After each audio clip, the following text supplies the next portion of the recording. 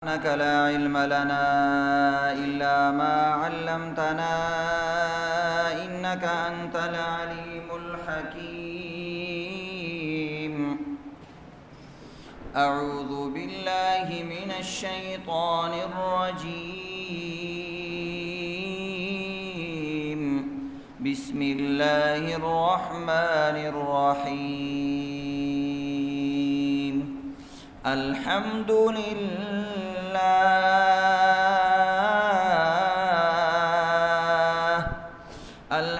لله رب العالمين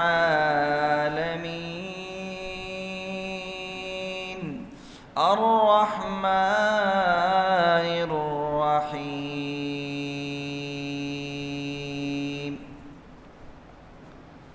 سورة فاتحة دویم نمبر آیات، اول سپارہ، اول رکوع. دی آیت کریمه کې دا بیانېږي چې الله رحمت ډېر زیات دی او د الله رحمت دایمي او همیشه دی. او د دې بیانولو مقصد دا دی چې امت کې او مخلوق کې د باس کسانو په ذهن کې دا تصور پروت دی چې الله صرف عذاب ورکون کې ذات دی، او چې کله یو انسان ګناه وکړي نو بس دا د الله د عذابونو صرف مستحق شي.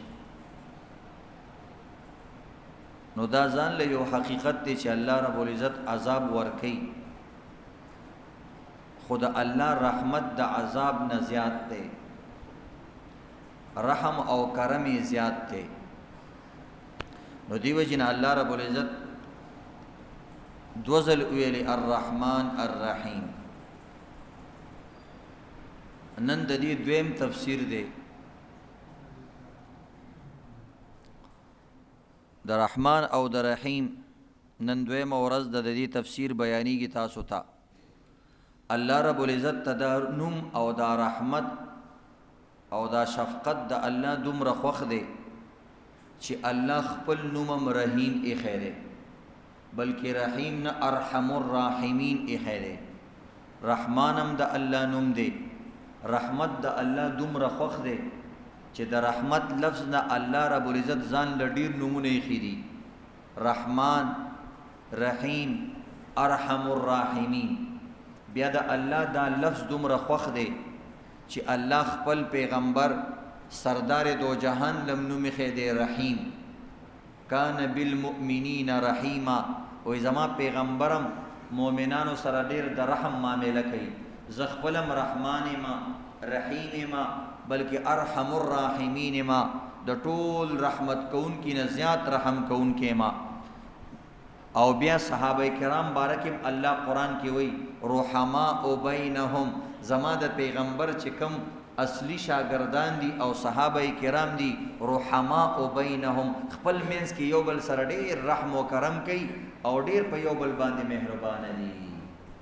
نو رحم به الله رب العزت ته الله رب العزت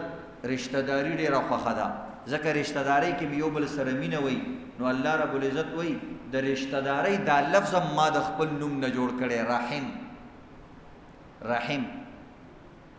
چې کوم نږدې رشتہ دارانی پلار نیکي یو وي او یو وینې وي، نو هغې ته د یو رحم اولاد ویلی کېږي. نو الله رب العزت وایي رشتہ داری زما ډېره خوښه ده، ځکه دې کې رحمت وي او په دې کې ما رحمت ایښی دی او دا مې د خپل نوم نه جوړه کړې ده. څوک چې رشتہ داری پالي الله وایي زه دوی جوړومه، او څوک چې رشتہ داری ماتوي الله وایي دوی زه ماتومه. نو رشتہ داری د الله ډېره خوښه ده. نو رحمت د الله رب العزت یو خاصه ده او یو نوم دی. الله رب العزت یو حدیث کې وایي یا ابن آدم انک ما دعوتنی ورجوتنی غفرت لك على ما كان فيك ولا ابالی. وی اے زما بندا، بخاری شریف حدیث ته، ترمذی شریف حدیث ته، وی چې کله ته ما ته دعا کې او ته زمانه امید ساتي چې زما الله به مال دارا کی دارا کی دارا کی، دعا ما ته کې دعوتنی ورجوتنی، دعام زمانہ کې امیدم زمانہ ساتي. الله رب العزت وی غفرت لك على ما كان فيك زما بنده ز به استا هر ګناه معاف کوما به وی یا ابن آدم لو بلغت ذنوبك عنان السماء ثم استغفرتني غفرت لك ولا ابالي اے زما بندا کستا گناهونه د اسمان کنارو ته ورسیږي خو ته بیا هم زمانه نه امید نشي او ما ته توبه وباسي وې زبستا ټول گناهونه معاف کړم بيو يا ابن آدم إنك لو أتيتني بقراب الأرض خطايا ثم لقيتني لا تشرك بي شيئا لأتيتك بقرابها يا بقرابها مغفرة اے زما بندا زدرت یو مثال درکو کستا گناهونه د یو صحرا ذراتو ته ورسی یو موټی کې چې څومره ذریبی انسان یې نشي شمارلی یو چون کې انسان ذریبی نشي شمارلی الله وی چې په صحراګانو کې څومره ذرات دي ستا ګناهونه دي ته ورسیږي خو بشرط کې چې یو ګناه تا نه کړی لا تشرک بی شیئا ما سره دې شرک نه کړ شرک کې بغل نشتا بغیر توبې نه اغم توبې سره الله بخي خو که توبه دې وینیستنه او بغیر د شرک د معافی نه لاړې نو بس بیا دې حالات خراب دي او دنیا کې چې د هر ګناه کړي الله رب العزت وی کدا د صحرا د ذراتو برابر وي خو بیا دې ما نه مغفرت طلب کو الله وی زبستا ټول ګناهونه معاف کم او دې روایت کې وی لا ابالي وی زه د سيزونو پر دومره خبرو پروا نه کوم دا زما پروا نشتا ګناه معاف د فلانی معاف د فلانی معاف کی شي کړ مونږ خو ځکه معافي نه کوو یو سړی مونږ نه کروڑ روپۍ ویلي نو زمونږ خانه تا خانه کړي مونږ یو وروره معافي نشته پیسې براکې روپۍ براکې دې باندې خو زما خولي وتی دي او زه خو تا اخې توخې ته کېنولم او زما خو دې خانه تا خانه کړه الله رب العزت وی زما خو هیڅ کوم څوک نشي کولای او زما په دې شیزونو هیڅ پروا نشته ځکه زما په خزانو کې څه کمی نه راځي نو دې وجې نه عزتمندو د الله رب العزت نه غختل پکار دي نو الله رحمان او رحیم دی پیغمبرم الله رحمت للعالمین جوړ کړي نو نبی علیہ الصلوۃ والسلام هم رحمت خوخو او الله رب العزت وی فبما رحمت من الله لنت لهم ای زما پیغمبره تا باندې ما خصوصي رحمت کړي دي زکه تم رحم دل جوړ کړي ولو كنت فظا غلیظ القلب لانفضوا من حولك کته څنګه دل وي او سخت دل وي او رټله خلق دې رټله لانفضوا من حولك دا ټول خلق بستانه تخدیدلې وي نو کوم انسان غواړي چې ما ته خلق راشي لیډر مشر او دغه رنګي د کور مشر د ادارې مشر چې زمانه خلک کرکه نه کوي نو دا د رحم دلی په ځان کې پیدا کی نبی علیہ السلام څومره رحم دلو تاسو ته د مکی سختیان یاد دي څومره سخت تیری شوی سو وخت پورې خو نبی علیہ السلام ته به صادق او امین ویلو خو چې کله نبی علیہ السلام د الله رب العزت جنډا د لا اله الا الله روچته کړه نو پردي خلک سکه خپل تربوران او خپل ترنیم خلاف شو بیا ما ابو لهب چې پهله به ویل زما ورارت څوک سنشي ویل ډېر خسړې دی بیا به روس تور پسې منډې والی وای دا زما ورارت دروغ وای دا زما ورارت دروغ وای او باقاعده به اوس پس بازارونو کې منډې والی خپل خپلوان ډېر کسان عزتمندو د علاقې چم گاون خلک دي روسته شو او بیا تاسو کتلی دي بلال له څه تکلیف ور کړي دي خباب له څه تکلیف ور کړي روزانه به یو صحابي نبی رسول الله راتلو ویل یا رسول الله ما سره دا ظلم کیږي لا شد عثمان نه تاسو کا خپل ترګیر کړو او په پوزکی کې دن نکړو پوړ کې دن نکړو او تاو کړو اولاد نه ول لوګي ور کول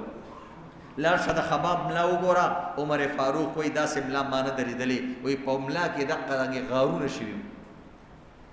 او بلال وی زما په واسګو باندې بس کروټي مړې شي او خباب وی د غرنګ نو دا دومره تکلیفونه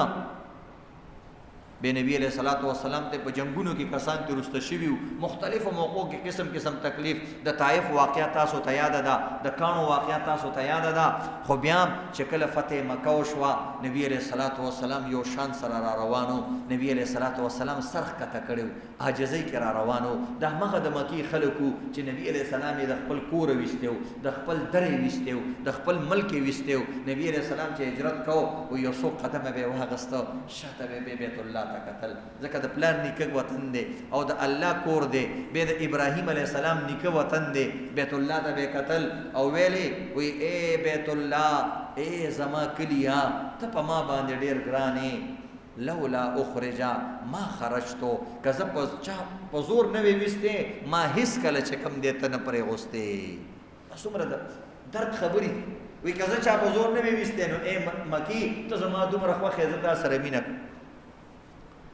نو بهرحال عزتمندو بیا چې کله فتح مکه وشوه ټول د نبی علیہ السلام د لاس لاندې د غلبې د قدرت لاندې نو داسې صحابه کرام روانو سعد ابن عباده یو شیر ویلو اليوم يوم الملحمه اليوم يوم الملحمه اليوم تستحل الكعبه نن د خون ریزي ورځ ده نن د ټوټې کول ورځ ده من هغه ورځې نه دي هېرې شوي چې په کم ورځ باندې زمونږ بدنونه ټوټې شوي نن زمونږ نمبر دی پرون ستاسو نمبر نن ځان ټینګ کوي نن به کعبه حلالېږي په کعبه کې هم که څوک ګیر کړی شو هغه به قتل کېږي د هغه وینه به تویل کېږي نن زمونږ ورځ ده پرون ستاسو ورځ وه چا نبي علیہ السلام ته ویل سعد ابن عباده داسې خبره کوي وایي نه سعد صحیح نه وایي داسې نه دي ویل پکار نبي علیہ السلام خپله شعر بدل کو وایي اليوم يوم المرحمه هغه ویلې ملحمه دی ویلې مرحمه نن خو د رحمت ورځ ده اليوم يوم المرحمه واليوم تعظم فيه الكعبه نن خو د رحمت ورځ ده نن د شفقت ورځ ده زمونږ لاس کې چې کوم خلک ګیر شوي دي هغه به موږ معاف کوو او نن به کعبې له موږ لوی عزت ورکوو او به اعلان وکړو چې کوم کس وسله نه اوچتوي اسلحه نه اوچتوي معاف دی چې کوم کس بیت الله ته داخل شو معاف دی چې کوم کس په کومه باندې رواني لارې منیسئ معاف دی چې کوم کس د ابو سفیان په کور کې داخل شو هغه معاف دی ماشومان معاف ښځې معاف بوډاګان معاف د هغوی دا ټول څیزونه معاف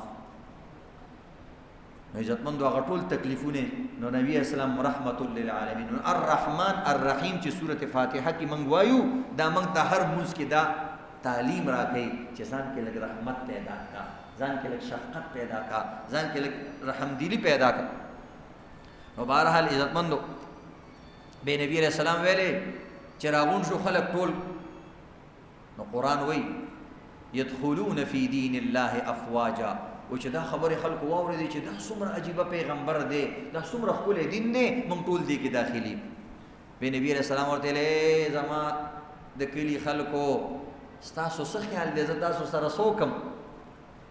ویل ته مخکې م ښه وي موږ ستا نه اوس هم خو امید ساتو نبي اسلام ورته بلکل وایي زه به تاسو ته د یوسف علیه السلام چې خپلو وروڼو سره څنګه معامله کړې وه اگر چې تاسو زما وروڼه نه یوسف علیه السلام خپلو وروڼو سره کړې وه تاسو زما پردي زه به د وروڼو په شان معامله تاسو ته کوم لا تسریب علیکم اليوم یغفر الله لكم وهو ارحم الراحمین ما تاسو بخلی الله دې تاسو وبخي او الله ارحم الراحمین نه زما مخ ته نن یو قسم ملامت نه دی بهرحال عزتمندو الله رب العزت نبی علیہ السلام له داسې اخلاق ورکړي نبی علیہ السلام د لبید ابن عاصم دا غلوریانې معاف کړي تعویذونه پې کړي کوړې پې کړې ویل دا ما معاف کړي جنکیانې دي نبی علیہ السلام له یو یهودۍ ښځې زهر ورکړیو نبی علیہ الصلوۃ والسلام معاف کړه حالانکه نبی علیہ السلام چې مړ کېدو وایي اوس هم زه د غزارو هغه تریخوالی په مرۍ کې محسوس وم خو معاف یې کړه نو دې وجې نبی اسلام ډېر رحیم او کریم بعضې کسان د انګریزانو جملې وایي زمونږ رحیم زمونږ پیغمبر څومره رحیم انګریزان وایي لیډیز فرسټ وایي پهله به ښځي اول ښځې ښځه دا د انګریزان نه ډېر مخکې نبي علیه صلات وسلام داسې جمله ویلې وه نبي علیه صلات وسلام یو ځل په اوښه باندې سورو صفیه رضی الله تعالی عنها زوجه مطهره دا مو سره سوره وه څه چل وشو دواړه را پرېوتل ابو طلحه رضی الله تعالی عنه نبي علیه السلام له لاس ورکړو نبي علیه السلام ورته علیک بالمرأه المرأه ما پرېږده ښځې له پیله ورشه ښځې له پیله ورشه ښځې له پیله ورشه دغه رنګ یو ځل نبی علیہ الصلوۃ والسلام روانو په سورلۍ ناستو ازواج مطهرات یا ښځې ناستې وې یو باندې چې هغه څه ټپي وویلې هغوی به زمونږ د پښتانه ورته اشارې ویلې اشارې مطلب دا چې هغوی به څاروي تیزول څه ټپې به ورته ویلې نو هغې سره به هغه څاروي تیز شو روان به هغوی له چلونه ورتلو نو نبی علیہ الصلوۃ والسلام مخې ته انجشه یو حبشیو هغه په زور باندې اشارې شروع کړې نبی علیہ السلام ورته وایي ویحک یا انجشه رویدک سوقا بالقواریر اے انجشه غلی شه دا څه کې جنکۍ سوري دي شیشې پرتې دي چېرته ماتې نه شي نبی اسلام ښځو ته شیشې وایي دا خو نرۍ نرۍ شیشې دي چېرته ماتې نه شي څاروي ټوپونه شروع نه کړي او چېرته ماتې نه شي نو اوس هم انګرېزانو یې ګلاس او دغه رنګې ویت کیر وایي چې شیشې دي له خیالو سره کوئ جینکو ته وایي نبي اسلام هغه وخت کې ویلي وایي شیشې دي خیال یې ساتئ چېرته ماتې نه شي نو بهرحال عزتمندو الله رب العزت قرآن کې وایي ای زما بندګانو تاسو کې ډېر ظلم کوئ وایي قسم دی که ما په هر ظلم باندې هر سړی نیولی نو ما نه به د ځمکې په سر باندې یو سړی هم پاتې نه وی ولو یؤاخذ الله الناس بظلمهم ما ترک علیها من دابه که ما څوک نیولی په څه خبره کې نو یو زنده سر به د دنیا په سر باندې نه وی پاتې شوی ولكن يؤخرهم الى اجل مسمى الله رب العزت تاسو له تاخير درکې مهلت درکې زي اخرته پورې به حساب کو کده دینه مخکې چا معافي وغوښتله معاف دي او بل ذکر الله رب العزت وی قل يا عبادي الذين اسرفوا على انفسهم لا تقنطوا من رحمة الله ان الله يغفر الذنوب جميعا اے زما بندگانو وای چا چې په ځان باندې ظلمونه کړی دي ګناهونه کړی دي مختلف ظلمونه کړی دي لا تقنطوا من رحمة الله زما د رحمت نه منه امید کېږي زبستا ټول ګناهونه وبخ نبی علیہ الصلوۃ والسلام وحشی هغه کس دی چې د نبی علیہ السلام ترې شهید کړو ټوټې کړو او د هغې جګرې راویستې او ډېره سختې پې تېره کړې وه نبی علیہ السلام هغه ته وایي تم معافي که راځي معافي غواړي زمونږ د رحمت زمونږ د دین صادر ډېر لوی دی دا په هر چا باندې موږ اچو او زمونږ زړه د دریاب په شان باندې لوی دی ټیک د ما ته دک درد رسېدلی دی خو ستا اسلام راوړل ما ته ډېر خوښه ده نبی علیہ الصلوۃ والسلام فرمایي که یو انسان اسلام راوړي دا ما ته د سلو د سرو اوښانو نه بهتره ده نو ته اسلام راوړه هغه ته چې لاړې خطې ورته ولیکلو هغه ویل ما خو ګناه کړې ده او ستاسو قرآن کې لیکلي خو عربیانو پوهېدو ومن يفعل ذلك يلقى اثاما يضاعف له العذاب و چې چا دا ګناه کړی وي الله به ول عذاب ورکوي او ډبل عذاب به ورکوي ته څنګه وایې چې الله به دې معاف کړي الله خو قرآن کې وایي چې ډبل عذاب به درکړي نبی اسلام ته الا من تاب وآمن وعمل عملا صالحا وای الله رست آیات کې ویلي دي کنه چې چا توبه ویستله او نیک عمل یې وکړلو او داسې کوو نو هغه به بچ کېږي نو دا وایي چې دا خو ډېره ګرانه خبره دومره عمر به یا وي او یا به نه او بیا الله وایي ان الله لا يغفر ان يشرك به ويغفر ما دون ذلك لمن يشاء الله رب العزت د شرک نه علاوه چار څه خوخي معاف به کی چې چاته خوخي هغه وی درته من يشاء راغله چې چاته خوخي نو معافي کی نو پته نه لګي زبې یا خوخي کوم یا نه خوخي کوم دا څه خبره وکړه چې ما ته پکې مکمل تسلی ملوش به نبی اسلام اخیری کې دا آیات لیکل قل يا عبادي الذين اسرفوا على انفسهم لا تقنطوا من رحمة الله ان الله يغفر الذنوب جميعا چې چا ظلم کړی دی ان الشرك لظلم عظیم شرک یو ظلم دی دا د ټول نه عظیم ظلم دی الله بس تاسو ټول ظلم معاف کړي چې توبه مو ویستنه جميعا ټول بدر تار سماف کی هغه دقه خبرو سیدا دا جميعا چې پکې رااله چې ټول به معاف کړي وې اسلام راوړو نو دومره رحیم او کریم نبی علیہ الصلوۃ والسلام او الله دومره رحیم او کریم دی دیو جن فارسی یو شاعر دی هغه ډېر خسته شعرونه ویلي دي هغه وایي باز